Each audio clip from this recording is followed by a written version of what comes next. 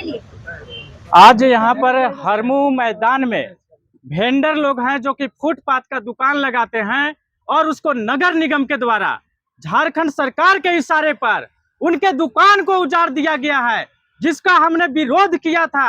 आज उस विरोध को हम लोग संगठनात्मक तरीके से एकजुट होकर के प्लानिंग किए हैं कि नगर निगम का जो रवैया चल रहा है ना, गरीबों को उजाड़ने का, गरीबों को पेट पर लात मारने का, उसका राहुल कुमार क्रांति है सो विरोध करता है।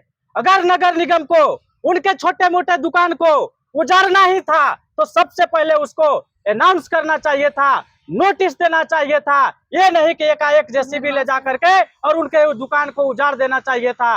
मैं इसका खुला विरोध करता हूँ।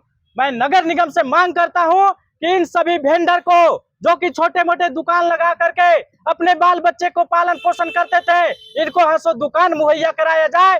और जब तक दुकान मुहैया नहीं कराया जाता है तब तक इस तरह का है सो कृत्य नहीं किया जाए, इस तरह का अन्याय नहीं किया जाए। अगर अन्याय करना बंद नहीं किया तो राहुल क्रांति नगर निगम का घेराव करेंगे और जवाब मांगेंगे। हमारे साथ एक वेंडर को एकजुट कर रहे हैं और वेंडर का लीडर है हमारे साथ, वो भी अपनी बात को रखेंगे। विकास वर्मा जी। नमस्कार, मेरा नाम विकास है। हम लोग एक संगठन जिसका नाम भारतीय पथ विक्रेता महासंघ इंडियन हॉकर अलायंस है, उसके हम सब साथी हैं, एक अलग अलग टुकड़ी में बने हुए।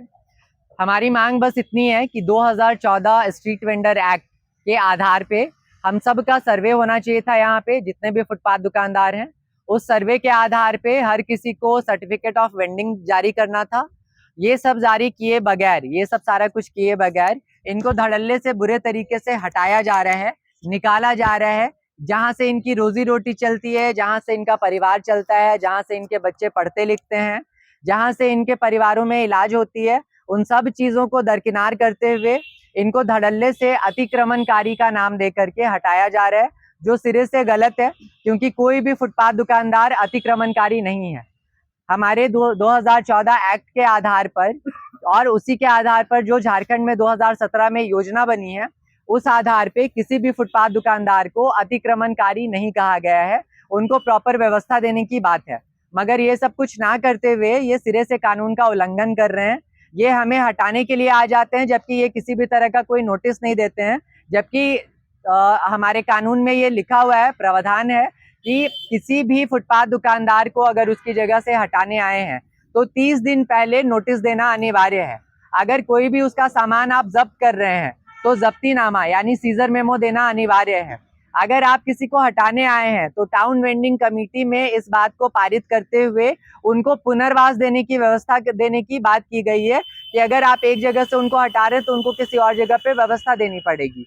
मगर इन सब कानूनों का उल्लंघन करते हुए, कानून के इन सारे बातों का उल्लंघन करते हुए ये धड़ल्ले से सिर्फ और सिर्फ हमें हटाने का काम कर रहे हैं, ना कि हमारी व्यवस्था बनाने की बात कर रहे हैं।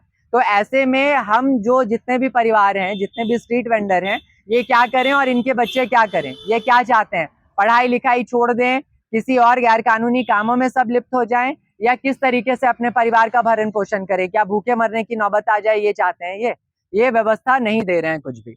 मैडम, मेरा नाम प्रियंका है। मैं भारतीय पथ विक्रेता महासंघ की सदस्य हूं और हम सब उसी के सदस्य हैं।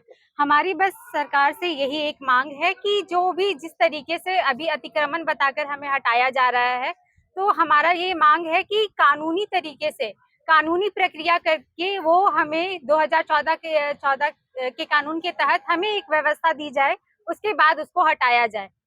बस।